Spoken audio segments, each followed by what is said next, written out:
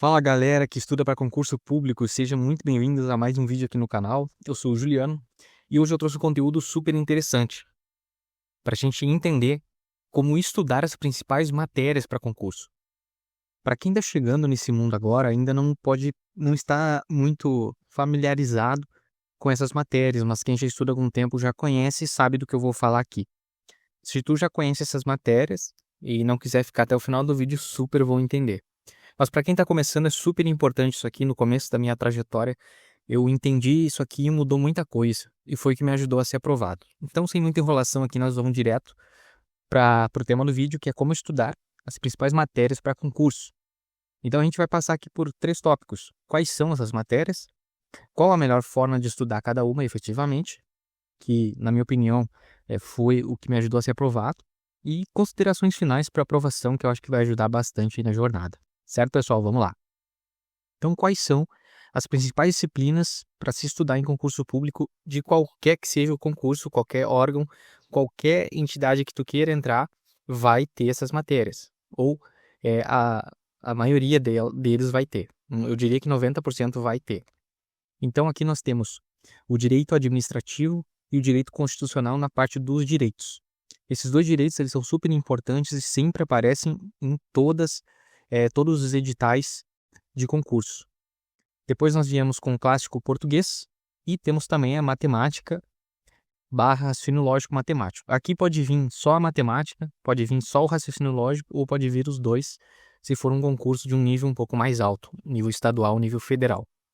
Então, pessoal, esses são as principais matérias, essas 4, né, que é um número mais reduzido, mas que são de suma importância, são a base aí do teu estudo e tem que estar na massa do sangue, como a gente costuma falar. Tem que estar bem aprendido esses assuntos aí. Perfeito?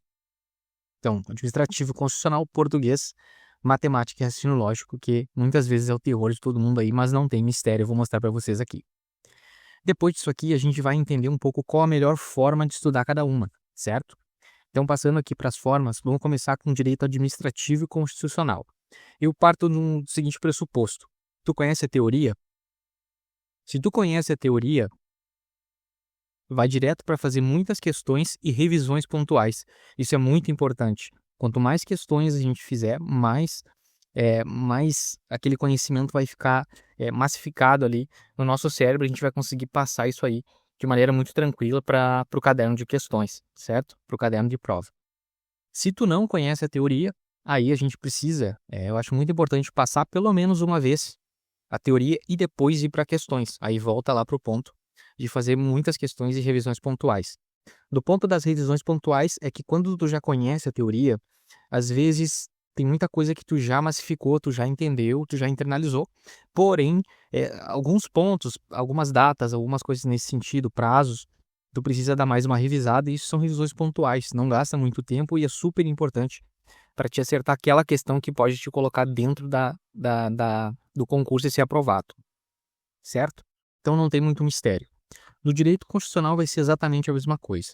Então, se tu conhece a teoria, muitas questões e revisões pontuais. Se não conhece, também passa pela teoria e depois muitas questões. Dos direitos aí são os dois mais importantes e confesso para vocês que não são matérias difíceis, elas são trabalhosas. Por exemplo, a nossa Constituição Federal, nós temos lá, só o artigo 5º tem inúmeros incisos para aprender, só que chega uma hora que ele é tão cobrado, por exemplo, o artigo 5º da Constituição, que isso vai ficando cada vez mais memorizado quanto mais questões tu fizer. E não tem muito para onde as bancas fugirem, elas sempre vão cobrar aquele assunto ali. Direito administrativo, a gente já não tem como no constitucional, a gente não segue, por exemplo, a Constituição Federal. O direito administrativo ele tem várias teorias, ele é meio espalhado, mas eu recomendo que tu pegue um curso bom, seja lá de quem for, não vou fazer recomendação de nenhum aqui, que eu incentivo muito o estudo próprio, né? Mais autodidata, e pegar um curso bom de direito administrativo, pelo menos para te passar uma vez pela teoria se tu não conhece, certo? E depois fazer muitas questões. Dentro de português, aqui eu acho interessante a gente falar da banca, certo? Nos direitos isso não acontece tanto, mas aqui em português é bem interessante. Eu estou fazendo uma prova agora que é da FGV, a banca do meu concurso que eu vou fazer. E a FGV é muito peculiar. Então eu botei depende da banca. FGV e semelhantes a ela, a teoria sozinha não vai te ajudar. Então, se tu é muito fraco em português, até acredito que só fazendo questões da FGV, e se for a banca do teu concurso, especificamente pode te ajudar muito só as questões. Por quê? Porque a FGV ela tem uma forma única de cobrança. E bancas semelhantes a ela, eu ainda não encontrei nenhuma, mas pode haver. Ela cobra de uma maneira totalmente diferente das outras. Eu até coloquei aqui outras como Legale, Fundatec, que são bancas mais regionais aqui do Rio Grande do Sul. São bancas que aí funciona a teoria, por isso que eu coloquei aqui. Então, tu estudar uma boa teoria, claro que a teoria nunca vai te deixar na mão, mas só ela, se tu fizer só teoria e não fizer nenhum tipo de questão na FGV, não vai adiantar, não vai passar. É comprovado que a FGV é o ódio de todo concurseiro aí. É um motivo de dor de cabeça, porque é uma banca realmente bem exigente no quesito português. Então depende da banca. Se for FGV ou semelhantes a ela que tu identifique essa maneira de cobrar, a teoria não vai ajudar, e aí tu vai partir direto para as questões. Claro que se tu vê que tem uma base muito fraca de português do teu ensino médio, é interessante que dê uma olhada na teoria. Em outras bancas, a teoria vai ajudar, que é bem gramatiqueira, digamos assim. São bancas que cobram a gramática, cobram pontuação, crase, essas coisas mais específicas. Na FGV, ela pega todos esses conteúdos e cria uma questão ali com texto, com subentendido, semântica, tem muita questão de sentido na FGV. Depois a gente pode fazer um vídeo específico sobre isso, tá? E na matemática RLM, que para mim, eu achava que era um bicho de 7 cabeças, mas a teoria é simples e não muda no tempo. O que isso quer dizer? Diferente dos direitos, por exemplo, no direito nós temos várias atualizações a todo momento. Então, o direito constitucional vão sendo colocadas emendas à Constituição e a gente vai ter que aprender a teoria de novo, ou revisar a teoria de novo com aquela emenda.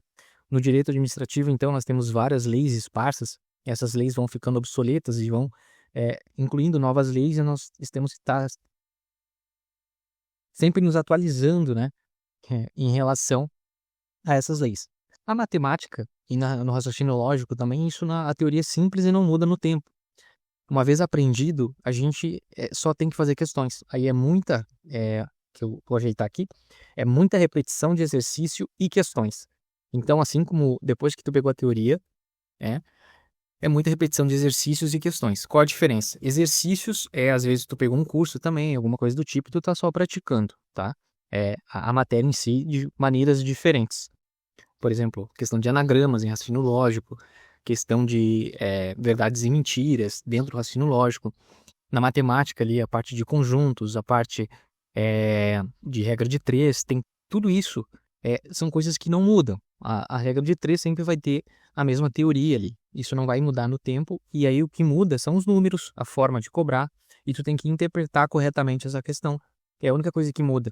Mas a teoria em si, ainda que tenha algumas 2, 3, 4 formas de resolver, sempre vai ter aquela que tu vai te identificar mais e tu vai começar a aplicar constantemente e vai ficando bom. Foi assim que eu melhorei muito na matemática e no raciocínio lógico, principalmente. Tá? Então, a teoria é simples, ela não muda no tempo, diferente dos direitos, e a repetição é que vai levar a excelência e a aprovação no concurso. Certo, gente? Então agora a gente vai passar aqui para as considerações finais, para o vídeo não ficar muito grande, que eu acredito que já tenha ficado. Mas eu acho importante passar a forma como eu enxergo as principais matérias e que elas devem ser estudadas aí em qualquer concurso. Então, depois que a gente viu aqui, a gente pode ir para as considerações finais para aprovação. Então, preciso dominar tudo de tudo? A resposta óbvia é não. A gente não precisa dominar tudo. A gente precisa dominar o que mais cai. Não se prenda, claro, a estudar só o que mais cai. Mas como estratégia, por exemplo, de estar perto do edital já, ou saiu o edital e tu vai começar a estudar, tu não precisa dominar tudo de tudo para aprovar, tá? Principalmente se for um curso de prefeitura, por exemplo. Às vezes, teu estudo de ensino médio já ajuda, e aí tu só tem que dar uma lapidada. Por que eu digo isso? Porque muitas questões se repetem, certo? Como eu falei lá em cima, na parte dos direitos, a banca não tem muito para onde correr. Em raciocínio lógico matemático, por exemplo, um anagrama sempre vai ser feito da mesma forma. Eles te dão um número de letras e determinado número de letras se repete ou não, e tu tem que fazer ali a possibilidade, quantas possibilidades de anagrama tem. Isso não vai mudar. A única coisa que muda é qual é as palavras que estão ali. É a palavra que muda, menos letras, mais letras, e com repetição, sem repetição de letras, e isso aí tu vai pegando a malandragem, digamos assim, no fazer as questões, certo? Então tu não precisa dominar tudo de tudo. Então essa é a base do concurso público como um todo, como eu já falei, aquelas matérias são a base. Consolidou, passou. Para mim, eu diria que 50 a 60% de uma prova de concurso estão nessas matérias. A minha banca, por exemplo, deu um peso gigantesco para português. A FGV agora, que é a mais cascuda, digamos assim, em português. E nesse meu concurso ela deu um peso enorme. Acho que tem uns 30% ali da prova são questões de português. Então, pensem no quanto é importante entender essa matéria, certo? E quanto tempo leva para aprender isso? 6 meses não seria exagero, tá, gente? Então, 6 meses, para quem não tem nenhuma base, digamos assim, não é exagero, dependendo do nível do concurso. Vamos lá, a gente precisa só entender o seguinte: se tu tá começando agora, tá vindo com a tua base do ensino médio, sabemos que a base do ensino médio muitas vezes é fraca no Brasil, então eu acredito que em 6 meses tu já tá apto, focando nessas matérias e depois nas específicas quando sair o edital. Mas com 6 meses fazendo um ciclo de estudos dessas matérias, estudando elas constantemente, tranquilo, um tempo antes do edital, em 6 meses tu vai estar preparado para passar em qualquer concurso de prefeitura, tá? E, dependendo do cargo, claro, e concursos estaduais, alguns deles, tá? Concursos federais, geralmente eles são um pouco mais exigentes, porque é o nível do concurso, é um nível federal, melhores salários, melhores condições de trabalho, muitas vezes. Então, também não tem como tu chegar agora com uma base muito fraca e querer passar na frente de quem está estudando há muito mais tempo, com muito mais bagagem. A bagagem no concurso público conta muito. Certo, gente? Então, em 6 meses aí, eu acho que tu consegue mudar de vida sim. E a gente vai fazendo mais vídeos aqui ao longo do canal, para a gente consolidar cada vez mais isso. Posso trazer dicas, muitas outras dicas aqui, sobre concurso público, que é um assunto que eu gosto muito, tô sempre imbuído aí, no meio, e gosto muito de falar sobre isso, certo? Então, muito obrigado por ter assistido esse vídeo. Se inscreve no canal, curte, comenta se tu já sabia dessas matérias e está estudando para algum concurso específico e como eu posso te ajudar, é, conforme os meus conhecimentos aí prévios de concurso. Certo, gente? Então, muito obrigado e até um próximo vídeo.